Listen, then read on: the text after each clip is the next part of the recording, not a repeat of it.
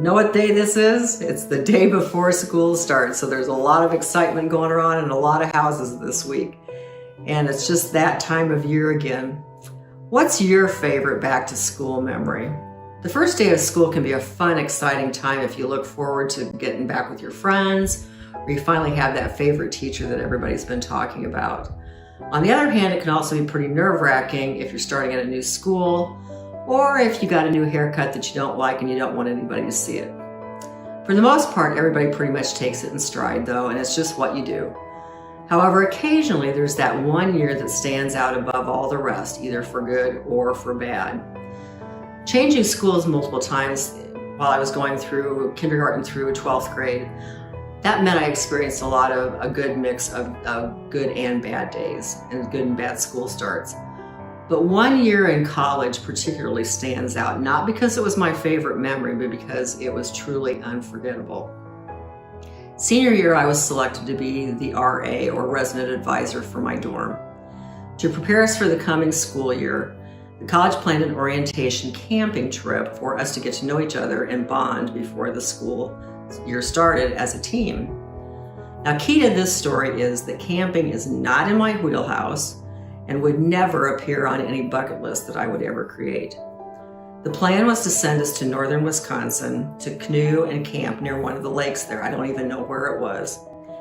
This mandatory trip coincided with my best friend and roommate's wedding, in which I was a bridesmaid, and they literally had to pick me up from the reception to leave for this adventure.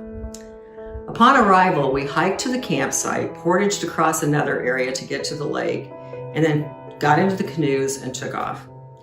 As we were canoeing across what seemed to be the Atlantic Ocean, the wind came up and I was sure we were going to overturn and we'd drown and nobody would ever know what happened to us.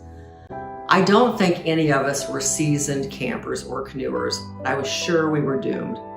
We fought the wind and the waves for what seemed like an eternity, and completely exhausted finally made it to the shore. And I can't tell you honestly what happened from that point on, other than that we made it safely back to campus, and I've never set foot in a canoe since then. There are several accounts of Jesus harnessing the power of nature in the Gospels, and the one of the most familiar is when he ceased the storm, calmed the storm on the Sea of Galilee. Looking back, I'm sure we were all praying like crazy that a miracle would happen out in the middle of that Wisconsin lake, either that Jesus himself would show up and calm the storm, or that he would just come and take us home right then and there. But just because it didn't happen doesn't mean that it couldn't, because the one who created the universe and all of the laws of nature could alter it just as easily by causing the storm to stop. Have you stopped believing in miracles? Or maybe you think that's just something that doesn't happen outside the pages of the Bible. If that's the case, I hope you'll reconsider, because I believe there are miracles that happen every day. We're just too preoccupied or focused on other things to recognize them. Take a look sometime at the intricacy of a spider's web, or the recent pictures that have been in the media of galaxies billions and billions of miles away. When you hold a sleeping baby on your shoulder, consider all that happened to create that little miracle, and thank God for all the ways he touches our lives. Your ways, God, are holy. What God is as great as our God? You are the God who performs miracles. You display your power among the peoples. God bless you, and God bless all our children as they head off to school this week. Bye.